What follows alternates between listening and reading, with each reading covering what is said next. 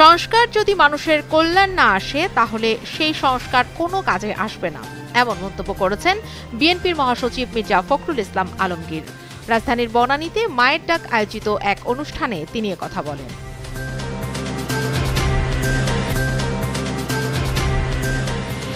এবছরের ডিসেম্বরের মধ্যে গণহত্যায় জড়িত শীর্ষ পর্যায়ের বড় অংশের বিচার সম্পন্ন হবে বলে জানিয়েছেন চিফ প্রসিকিউটর তাজুল ইসলাম।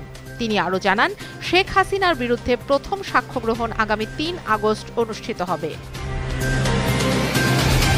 আগামী বৃহস্পতিবারের মধ্যে জুলাই সনদের জায়গায় পৌঁছাতে পারবেন বলে আশা করছেন ঐকমত্য কমিশনের সহসভাপতি ডক্টর আলী রিয়াজ। রাজধানীর ফরেন সার্ভিস একাডেমিতে রাজনৈতিক দলগুলোর সঙ্গে দ্বিতীয় ধাপের সংলাপের ২১তম দিনের সূচনা বক্তব্যে তিনি এসব কথা বলেন।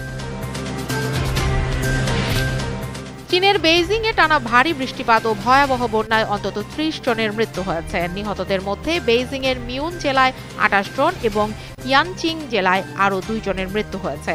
এক প্রতিবেদনে এ তথ্য জানিয়েছে সংবাদ মাধ্যম আল জাজিরা।